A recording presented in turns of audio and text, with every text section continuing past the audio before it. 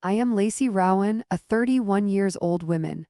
I'm a neonatal nurse in Tacoma, Washington, and 6 months ago, I gave my sister control over my life savings. What happened next changed everything. The last thing I did before transferring the money was make a cup of chamomile tea.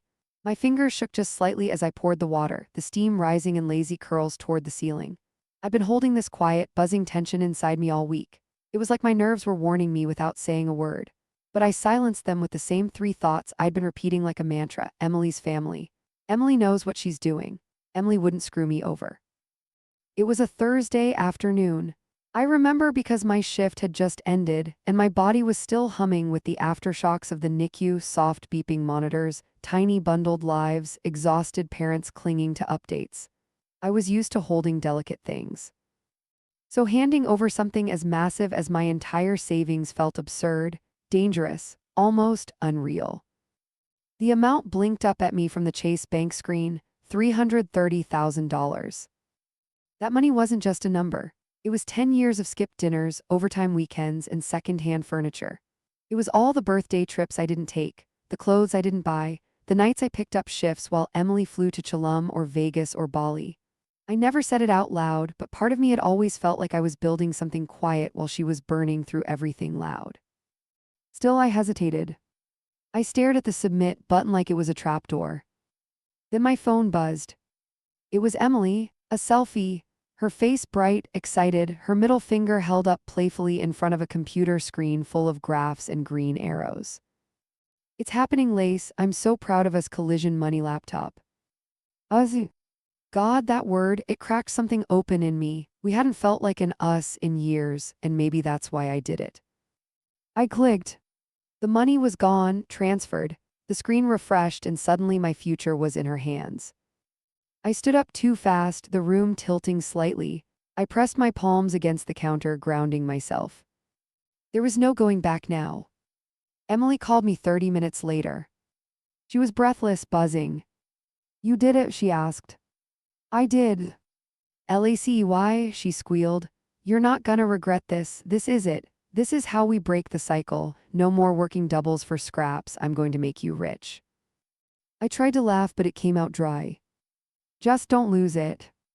Her tone shifted, softened. "Hey, I would never." And I wanted to believe her. I needed to. Because belief was the only thing I had left after hitting send. That weekend, she came over. We sat on my tiny couch, knees curled beneath us, wine in hand, like we used to when we were girls sharing secrets under blankets. She showed me charts, colorful, confusing things with peaks and valleys, and told me about coins I'd never heard of. Ethereum, Cardano, Solana. Her eyes lit up as she spoke, like she was discovering a language only a few people understood. She told me she'd split the investment: 30% in Ethereum, 20% in safe coins, 10% in Solana, and the rest in emerging platforms with insider buzz. Insider buzz, I echoed. She grinned. "I've got connections. I'm in this crypto Discord with actual whales, people who moved 6 figures last week alone." I nodded like I understood. But I didn't. What I did understand was her excitement, and God, it was contagious. "Just give it 3 months," she said. "You're going to thank me." The first few weeks passed quietly. She'd text me updates every few days, screenshots of coin surges, smiling selfies captioned "We're up 12%, little rocket emojis. I started feeling something strange, hope, the kind that creeps up on you when you've spent your life suppressing it. I allowed myself to imagine, what if this worked? What if I really could walk away from the hospital in a few years and open that coffee shop I'd always talked about? What if I could donate to the NICU? What if I could rest? Then about a month in, the messages slowed. Then stopped. At first, I didn't think much of it. Maybe she was busy. Maybe she was managing the ups and downs of the market. But then, after 5 days of silence, I texted her. "Hey, everything okay with the portfolio?" No reply. 2 more days passed. I called straight to voicemail. I told myself not to panic, but that's exactly what I did. I went online, tried to track the coins she'd mentioned. Some were still up, some had dipped. I couldn't make sense of it, my eyes blurred reading the charts. Then finally a text. "Lacey, something bad happened." My chest seized. I called her, no answer. I called again and again.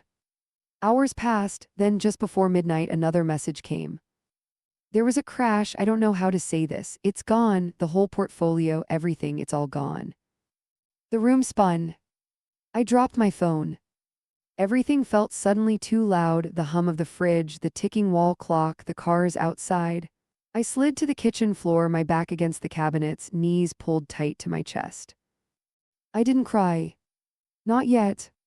Because some part of me, the part that still wore Emily's promises like armor, refused to believe it. But deep down I knew. Everything I had built was gone. And it wasn't a crash.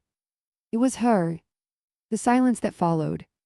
The sun was already coming up when I finally moved off the kitchen floor.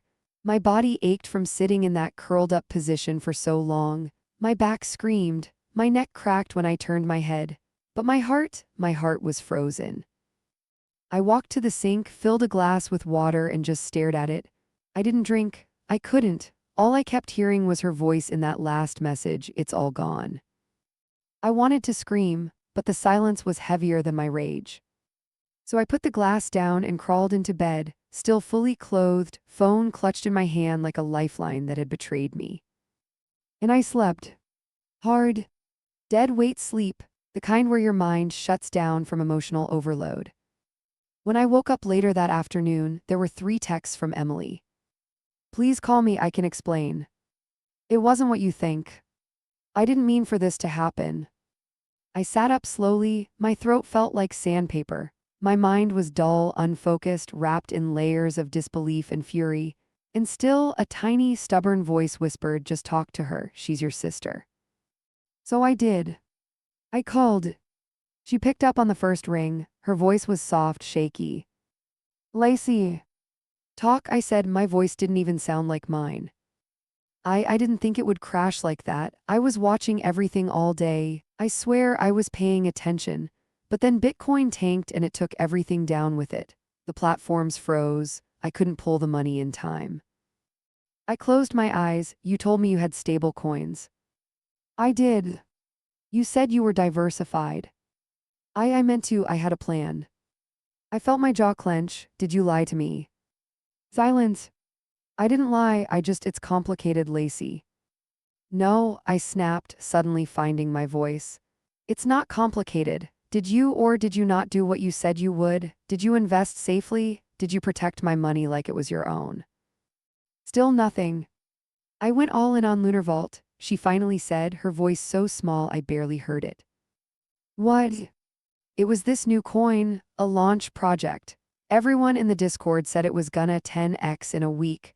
I thought I could flip the whole thing fast and pull the gains into Ethereum. I just needed one good move." "You put everything into one coin?" "No, not everything at first, just a big chunk, but then it was climbing and I thought." "You gambled with my life savings." She started crying.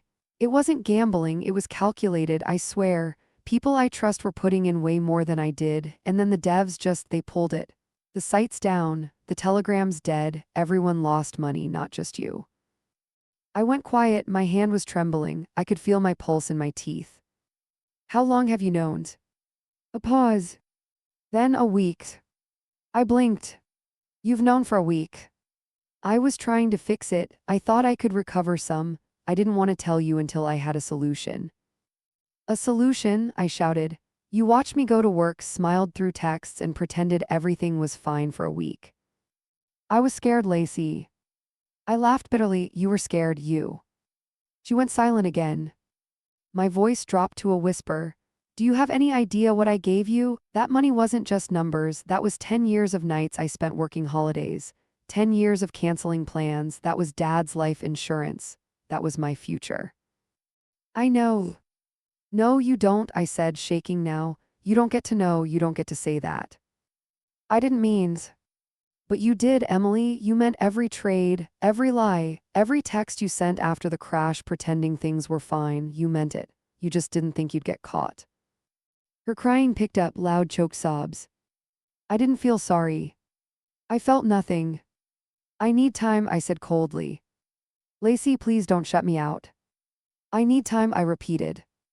Then I hung up. That night she sent a voice memo, 3 minutes long, crying, apologizing, begging me not to hate her, saying she was talking to someone who might help her recover some of the portfolio, that she could pay me back, that she'd start now even if it was small. I didn't listen to all of it. Instead, I sat on the edge of my bed, staring at the blinking red notification on my phone, and realized I had crossed an invisible line, one I couldn't return from. This wasn't about a mistake, this was betrayal. She hadn't just taken my money. She had taken me. My belief in her, my safety, my sense of being able to trust someone, especially someone who knew all my soft spots. I didn't sleep that night. I paced, I cleaned the baseboards, I organized my spices, anything to keep my hands busy while my brain played that phone call on repeat. You've known for a week. The way her voice cracked when she confessed, not with remorse. With fear. Not for me. For herself. The next morning, I opened my laptop and looked at my banking dashboard. The accounts were empty, just as they had been when I transferred the money, but something about the site now made me physically sick. I pulled out every document I had, the email confirmations, screenshots, texts, even the original transfer receipts. Then I did what I never thought I'd do. I Googled, "Can I sue a sibling for financial fraud?" And right there in black and white, the first article that popped up said, "Even family can be held accountable." That was the first time I let the idea enter my body like air.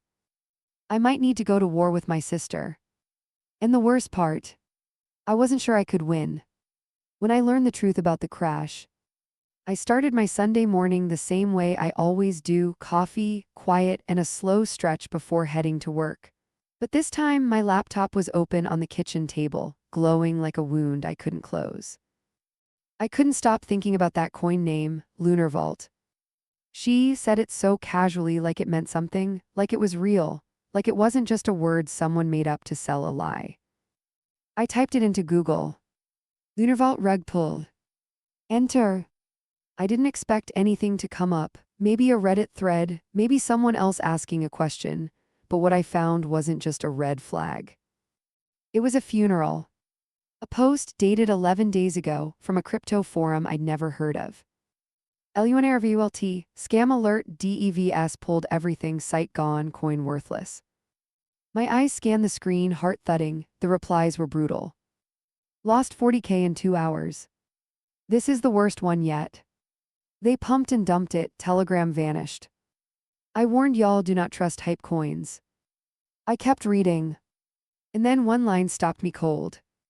One girl said her sister gave her $300 K to invest. Guess that's gone too. I clicked the user profile. It was anonymous. But in their post history, there she was. Emily. A screenshot of a crypto wallet showing over $300,000, captioned. My sister just made me her private fund manager. She has no clue, money with wings. My stomach turned so violently, I thought I'd throw up right there at the kitchen table. She mocked me. She made me a punchline in a Discord thread full of traders and scammers and digital bros who wouldn't know integrity if it slapped them in the face. I grabbed my phone. Texted her. We need to talk now. She replied instantly. Hey, you okay? Call me. 2 minutes later, her name lit up my screen. I answered with shaking hands. You lied, I said. Lacey. You knew the coin crashed over a week before you told me. You bragged about my money to strangers online. You told people I had no clue what you were doing. She went quiet. I found the threads, Emily. I saw everything. Don't pretend this was a mistake. Silence. Then softly, I didn't mean for it to go this far. My voice broke. You were laughing about it. You made me look like a joke. I didn't. It wasn't like that. That thread was just me trying to impress people. I was scared, okay? I thought if I looked confident I could fix it before. Before what? I snapped. Before I realized you betrayed me, before I figured out that your entire pitch was a scam. It wasn't a scam, she whispered. It was just ambition. I sat down hard. Ambition, I said slowly. Is that what you're calling this? You took my trust, spun it into your crypto genius fantasy, and lost every cent I worked my life for, then had the audacity to mock me while doing it. I didn't mock you. She has no clue, that's not mocking. She sniffed, I was trying to be funny, I didn't mean anything by it. There it was again, that same tone, the deflection, the victimhood, the desperate grab at innocence. Emily, I said, my voice cold now flat, you didn't just make a mistake, you lied, you hid, you used me. She cried big messy sobs, but I didn't move. Because something inside me had hardened.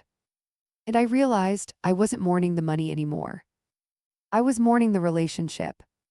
The version of Emily who sat next to me as we painted our childhood bedroom lavender.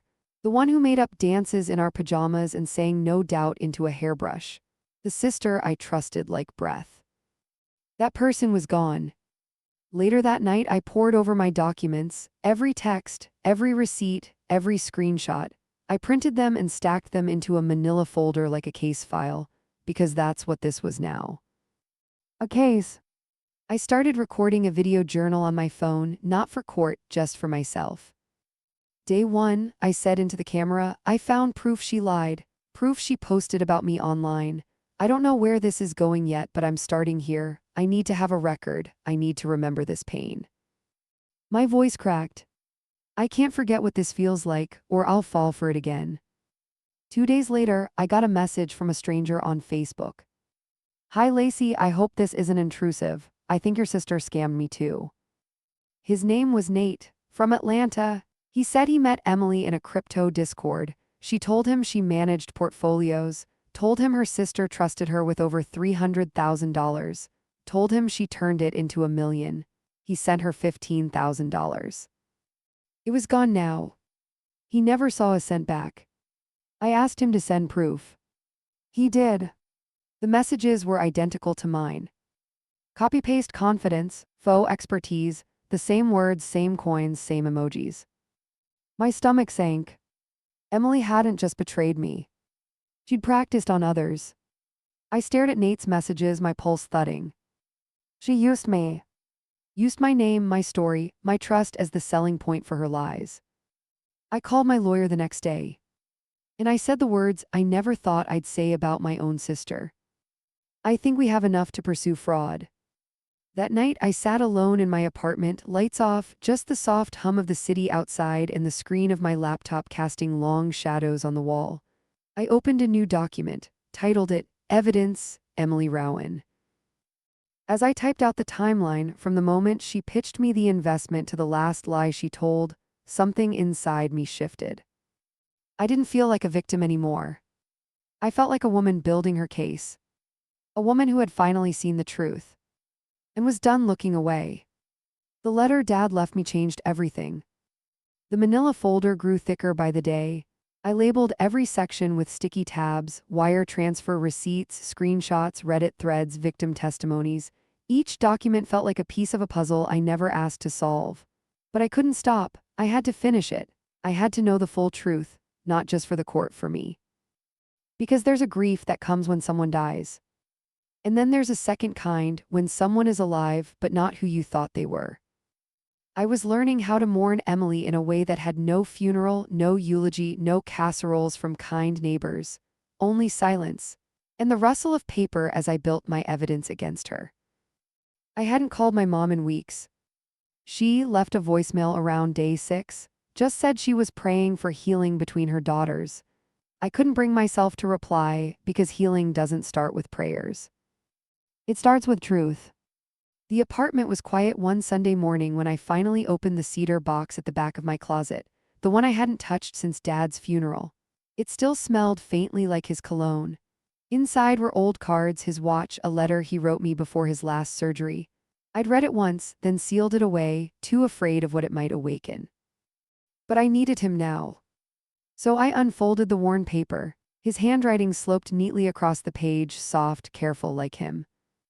Lacey, I know you.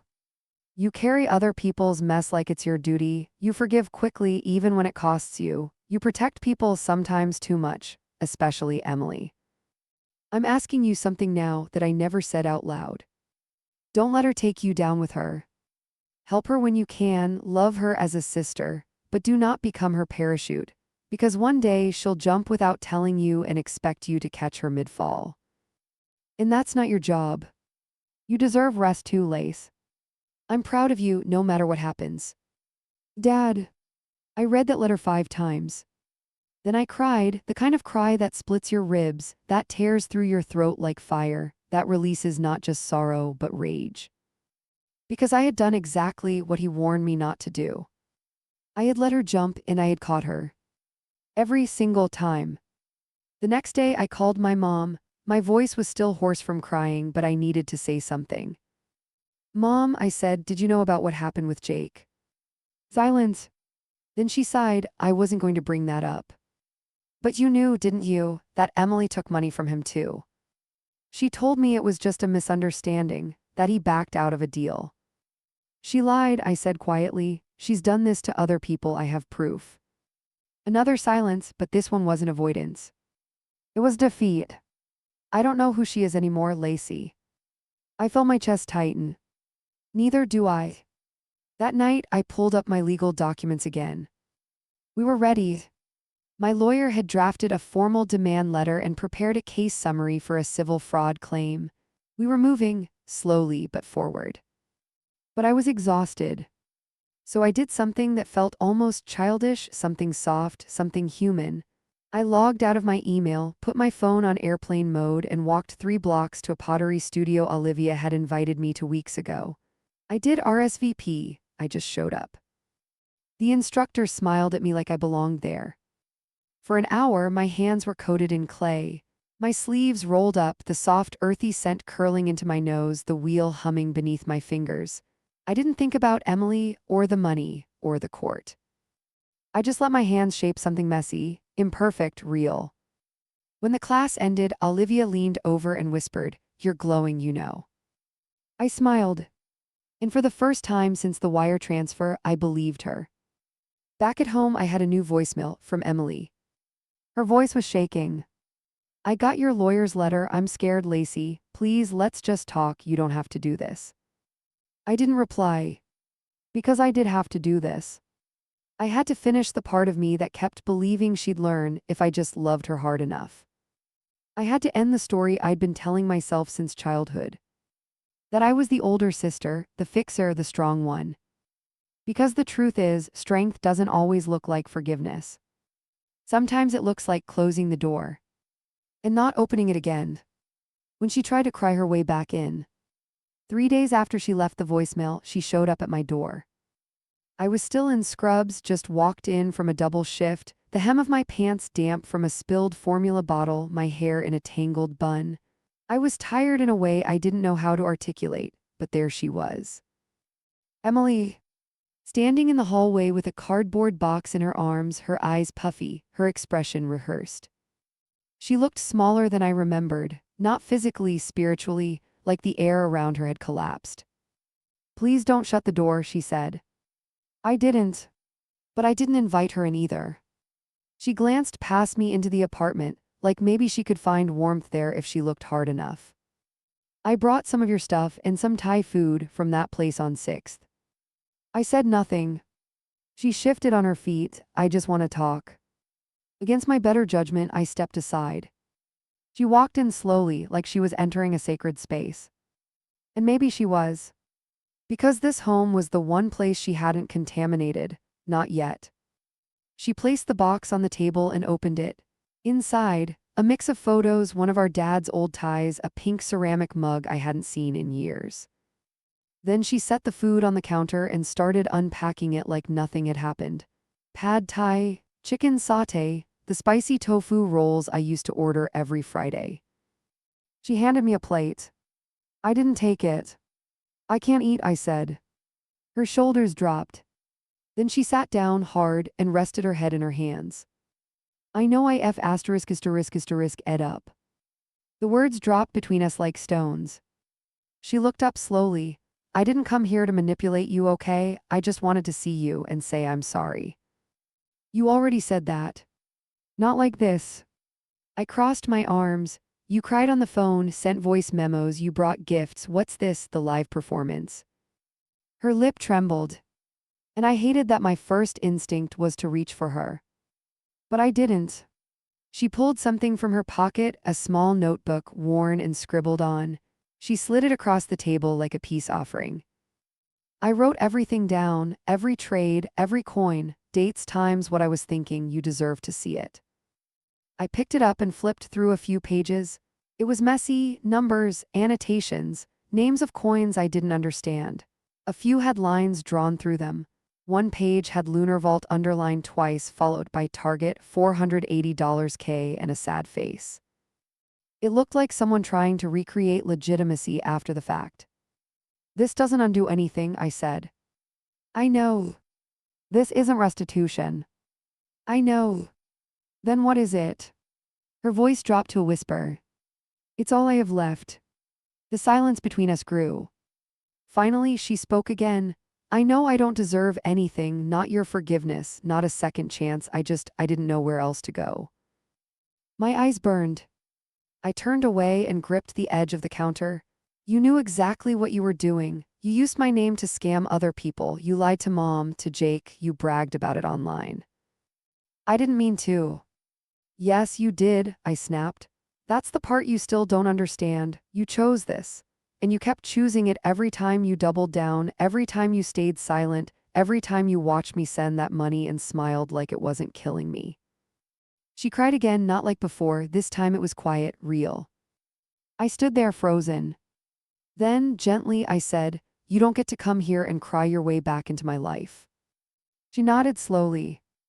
I'm trying to fix it, she whispered. I've been doing gig work, freelance. It's not much, but I can send you something every month. I want to make it right. It's not about money anymore. She flinched. I don't trust you, I said. Not with money, not with stories, not with me. She nodded again. I'll earn it back. You won't. The words came out sharper than I expected. Her breath hitched. You want me to believe you've changed? I asked. Then you need to stop asking for access to me. You need to accept what you did fully. You haven't done that yet. She stood slowly, wiped her cheeks. Her hand trembled as she picked up her keys. I'll go, she whispered.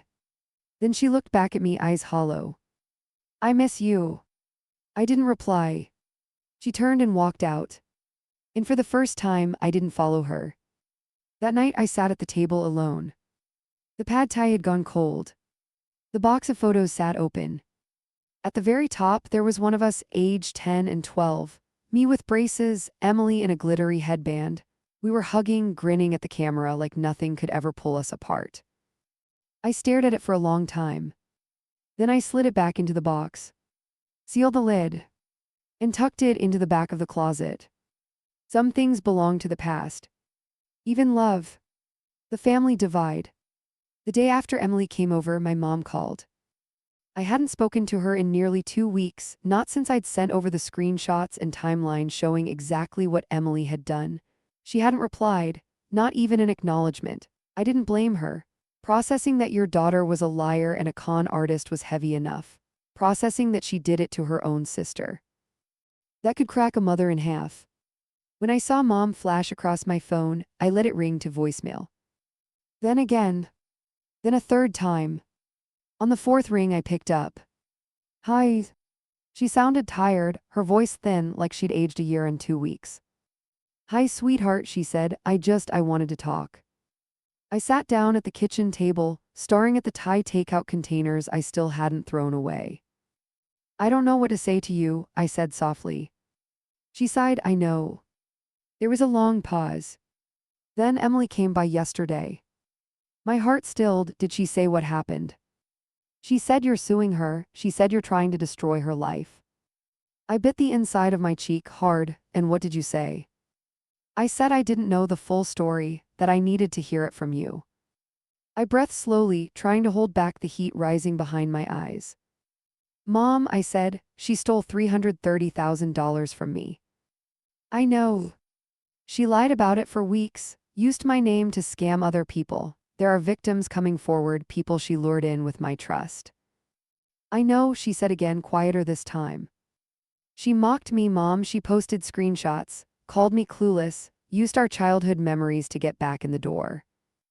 I know. Her voice cracked. And then the silence broke. I'm not defending her, Lacey, she said, her voice trembling. I don't know how to hold all of this. I raised two daughters. I thought I knew both of you. I thought I raised good women. You did, I said, but only one of us stayed that way. She cried. Real shaking tears.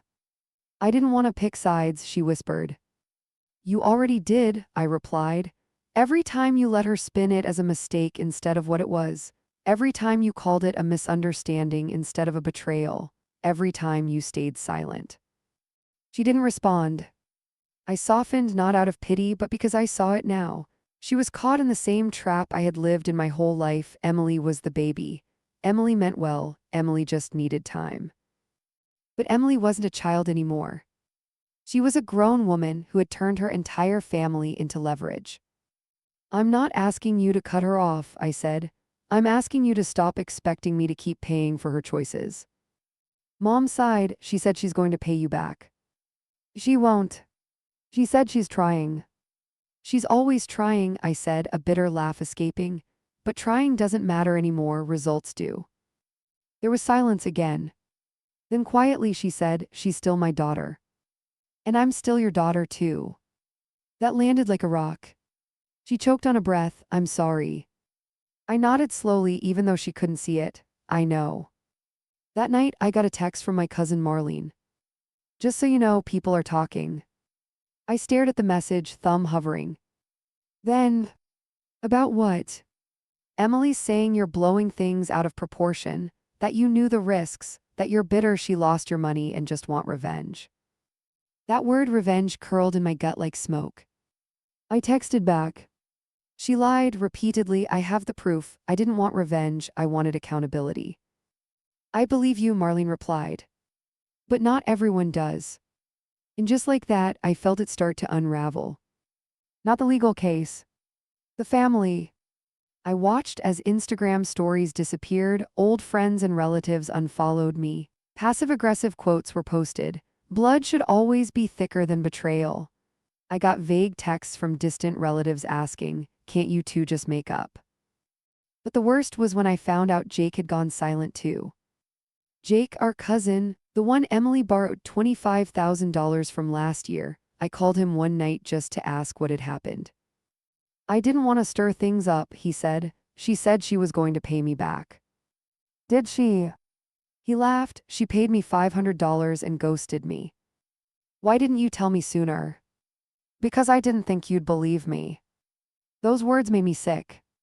Because it meant I'd spent so many years defending her, even when I shouldn't have, that no one else felt safe telling the truth.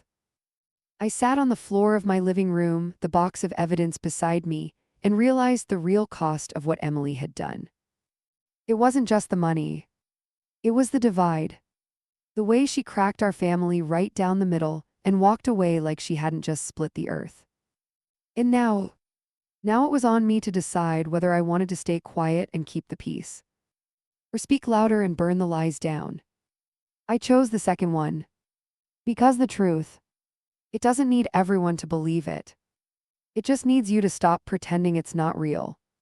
The day I went public, I didn't sleep the night before I posted it. I lay awake, staring at the ceiling, replaying every conversation I'd had with Emily over the past year, her enthusiastic pitch over brunch, the voice message where she cried so hard I almost relented, the cold silence when I told her I was pressing charges. And then, the worst of them, the one that kept me up the most, was a conversation with myself. Are you really about to do this to your own sister? Or are you finally about to do this for yourself? That morning, I made coffee, pulled my laptop across the table, and opened a blank Facebook post. I hadn't written anything publicly in months, no birthdays, no hospital updates, no sunny selfies. I'd gone quiet when the damage started. Now it was time to speak. I didn't use anger, I didn't use names. Just truth. Some of you know that my sister and I are in a legal dispute. I've remained quiet out of respect for privacy, but the story being told about me no longer reflects reality. I trusted someone with my life savings, $330,000. She misled me, misused it, and lied for weeks before finally admitting it was gone. Since then, I've learned I'm not the only one. Multiple others have come forward, saying she used my name and trust as leverage to gain access to their money as well. I have documentation, I have witnesses, and now I have the clarity to speak. This is not about revenge, it is about boundaries and truth. I am not interested in private messages asking for my side. This is my side. Please do not reach out to defend someone you don't truly know. I didn't destroy the family. I simply stopped hiding what already was. I read it 10 times before I hit post. Then I closed the laptop, turned off notifications, and left the apartment. I walked to the park. It was overcast, quiet. The trees had that early morning hush, like they weren't quite ready to start the day either. I sat on a bench near the duck pond and let the breeze roll through me. I didn't need to check my phone to know what was happening. I could feel it, the ripple. Because every family has a favorite illusion. Ours was that Emily was the wild one, the free spirit, the baby who just needed a little more love, and I was the solid one, the quiet spine who always bent so no one else had to break. But now I wasn't bending anymore. By noon, my inbox had exploded. Messages from people I hadn't spoken to in years. Some supportive, some furious, some quietly relieved. Thank you for saying what no one else could. She did something similar to my friend. We didn't know how to help. I'm sorry you had to carry this alone. This is so disappointing. I always thought she was just misunderstood. Families fight, but this is too far. You're so brave. That last one made me pause. Brave? I didn't feel brave. I felt gutted. I felt exposed. I felt like I had just set fire to a bridge I'd spent 3 decades guarding. But sometimes, fire is the only way to clear the rot. By that evening, Emily had responded, not to me, to everyone. A cryptic Instagram story, just white text on a pale pink background. Everyone is fighting a battle you can't see. Please be kind. I forgive those who don't understand my heart. No apology, no ownership, no name. Just a blanket of performative pain. She posted 3 selfies after that, all curated to perfection. Wind-blown hair, soft lighting, captions about healing and aligning with light. It was like watching someone sell inner peace while still holding the knife they stabbed you with. I didn't respond. I didn't need to. Because people started doing it for me. One by one they commented. Accountability matters. Did you scam your own sister or not? Stop hiding behind fake spirituality. We see you now. Then I got the message that changed everything. From a girl named Aaliyah. She did it to me too.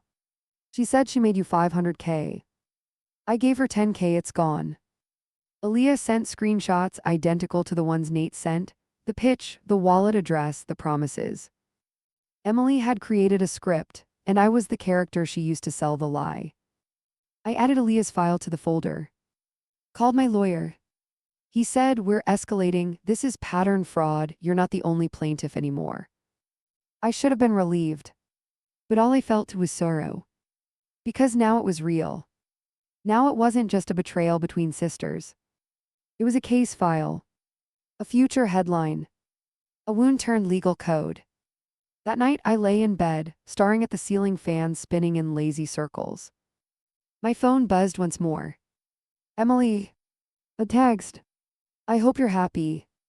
You've destroyed me. I didn't respond. Not because I was cold, but because I finally knew the truth. I didn't destroy her. She destroyed herself. And I just stopped covering the wreckage. Rebuilding without her. I didn't post anything else after that. Not a single follow-up, no subtweets, no stories, no public defenses. Because when the truth is out and you've said it with a steady voice, the best thing you can do is leave it standing. Let them gawk, let them guess, let them say whatever they need to say to preserve their image of you or of her. I didn't care anymore. Because I wasn't doing it for them. The strange thing about loss, especially a betrayal that deep, is that it doesn't feel like a clean break. It's not a slam of the door or the screech of tires. It's quieter. Like realizing the voice in your head that always said check on Emily is gone. Or walking past the Thai place on 6th Street and not pausing at the window to wonder if she's inside. The ache doesn't scream. It hums. But after the storm settles, something else starts humming too. Something softer, something that doesn't hurt. Hope. Camille, my financial therapist, said something during our 5th session that landed like gospel. You're not recovering from a mistake, Lacey. You're recovering from a dynamic, one you didn't create but kept participating in. At first I resisted because I wanted to believe I had control, that I had just missed something. But no, I'd seen the red flags. I'd just colored them white. I started over slowly. I met with my actual financial advisor, a kind, nerdy man named Spencer with tired eyes and a precise way of folding his tie. He walked me through what was left: a tiny retirement account I'd forgotten about, an old hospital savings bond, a modest emergency fund. It wasn't much, but it was real. We made a plan. Not a dream, not a crypto fantasy. A plan.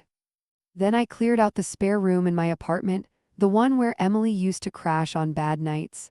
I repainted the walls a soft slate blue, donated her old sweaters, boxed up the keepsakes, even the glittery picture frame from our first sister's trip to Arizona.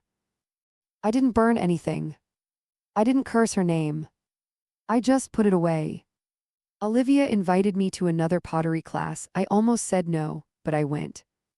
That night we made bowls. Mine was lopsided, a little cracked on one side, but when I looked at it on the drying rack, I didn't see a failure. I saw proof that you can still hold something broken, that it can still be useful, that it can still be yours. A week later, I got a small envelope in the mail, no return address, just a folded check inside. $500. And a note. The first of many. I know it's not enough, but I don't know what else to do. I didn't cry. I didn't tear it up. I logged the check with my lawyer and marked the envelope documented. We weren't stopping the case. Partial payments didn't erase accountability. But something about the tone felt different. Less theatrical, less manipulative. More tired, maybe honest. Mom called the next day. She'd seen the check too. She's trying, Lacey, she said gently. I'm not, I replied. She paused. Not what? I'm not trying anymore, not to repair this, not to forgive her right now, not to wrap everything up in a nice story. I'm just living my life. And for once, Mom didn't push back. Good, she said, you deserve to. The civil case was still pending, but the pressure had shifted. The group of victims, 8 of us now, had started sharing more, coordinating, keeping records. We weren't angry, we were organized, and that was so much scarier to her than fury. Fury passes, but records stay. That Friday night, I took a long walk alone. No phone, no music. Just the sound of my sneakers on the pavement and the rhythm of my own breathing. When I got home, I stood in the bathroom and looked in the mirror. Not to check my makeup, not to rehearse an argument. Just to see myself. And for the first time since the wire transfer, I saw a woman who looked like she belonged in her body. Who wasn't holding her breath anymore. Who wasn't carrying someone else's mess. Who wasn't going to apologize for saving herself. The story wasn't over. But the version of me who thought she couldn't survive this. She was. And the woman left behind. She was just getting started. The letter from her attorney. I had just finished charting a patient's feeding schedule when the email came in. Subject: legal correspondence from Hollies and Creighton, LLP. Attachment: mediation request. My heart didn't race. It didn't sink. It just steadied. Because by now I had learned that this wasn't a sprint, it was endurance, and endurance has a rhythm. I opened the file. Dear Ms. Rowen, our client, Ms. Emily Rowen, has retained our services in regard to the pending civil matter. She wishes to initiate a private mediation session to resolve the issue outside of court. Please respond by date if you are willing to proceed with this conference. No apology, no acknowledgement of harm. Just a play.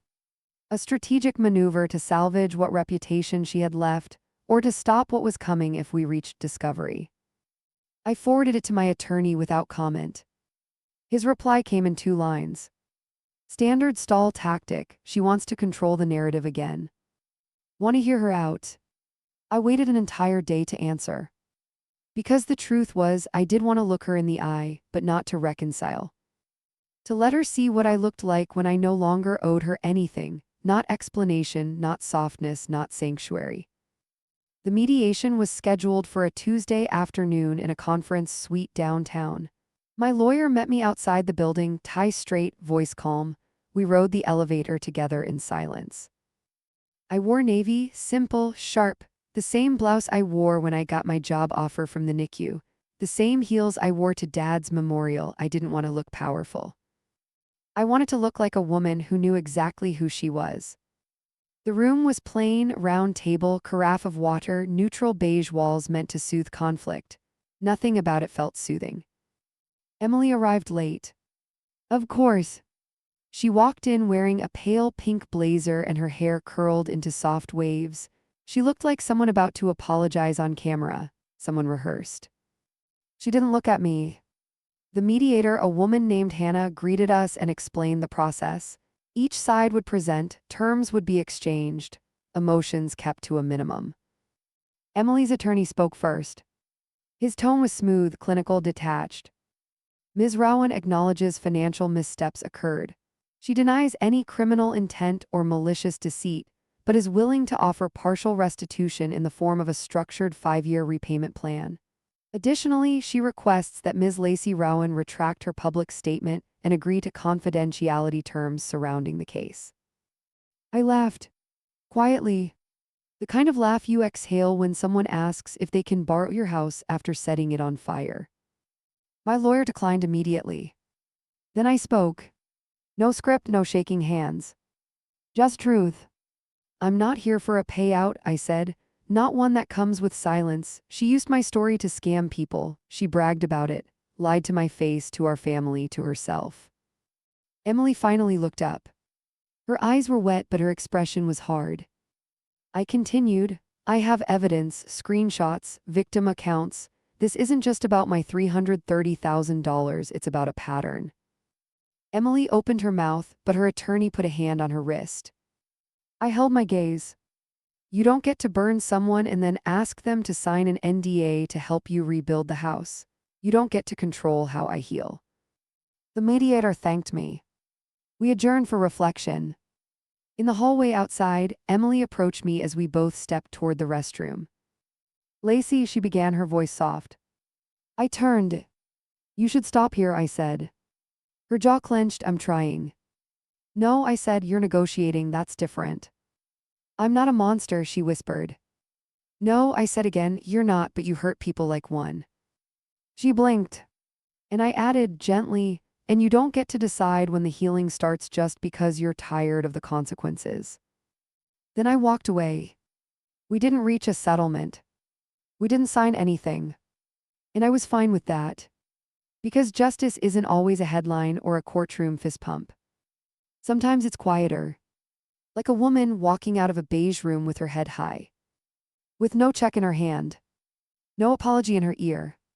Just a spine made of steel and a name that belongs to her again. The woman she can't manipulate anymore. It's been 9 months since I wired the money. 3 since mediation ended with no agreement. 6 weeks since the court ruled in my favor. The judgment was clear, $330,000 in damages plus fees, enforceable lien, wage garnishment if necessary. The ruling didn't give me back what I lost. But it gave me something else. A record.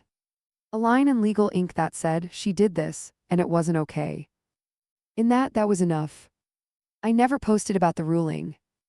Never gloated, never subtweeted. The ones who needed to know already did. The ones who did, I owed them nothing. Instead, I rebuilt in silence. I picked up extra NICU shifts, reworked my budget, skipped the brunches I used to treat myself to, and got really good at making soup from scratch. My savings account is slow to grow, but it is growing. And for the first time in a long time, it feels like mine. All mine. She sends a check every month now. $250, postmarked from some small suburb in Nevada. No return address, but the handwriting's unmistakable, soft lowercase loops, rushed capital A's. Sometimes she writes a note. Hope this helps. Thank you for your patience. I'm working 3 jobs. I'm sorry. I never write back. Not out of cruelty, but because there's nothing left to say. Mom asked if we'd ever speak again. I told her maybe. Not because I believe we will, but because sometimes maybe is the only mercy you can offer someone who still wants a version of the story that ends with hugs in the rain and lessons learned. I'm not angry anymore, but I'm not going back. The apartment feels different now. The spare room is no longer a museum of memory. It's where I write now, where I drink tea in the morning and listen to the city stir itself awake, where I light a candle and read books about things I never had time for: boundaries, attachment, healing. There's a cork board above the desk. On it, pinned gently, is a photo of me at age 7 holding Emily's hand, grinning into the sun. Not because I miss that girl, but because I honor her. She loved without armor, and I envy that sometimes. But this woman, the one who sits alone now, with a hard-earned peace and a spine that doesn't bend. She's who I choose. Every single time. The last check came with a note that said, "I'm going to be moving. Don't know if I'll have a forwarding address. Take care of yourself." No heart, no signature, no stamp of finality. Just drift. I read it once, then folded it carefully and placed it in the back of a drawer I rarely open. Not because it hurt, but because it no longer did. Some nights when the city quiets down and the streetlights flicker just right, I think about what she'd say if she saw me now. Not in court, not across a mediation table, but here, soft t-shirt, chipped mug in hand, eyes clear. Would she recognize me? Would she know that the girl who always gave in is gone? Would she understand that forgiveness isn't the same thing as reunion? That love can exist at a distance. That sometimes survival means walking away from someone you once walked through fire for. Maybe not, but I do. And that's enough. Because now, when I look in the mirror, I don't see the woman who wired $330,000 into a lie. I see the woman who came back from it. Stronger, quieter, undefeated, unmanipulated, and entirely her own.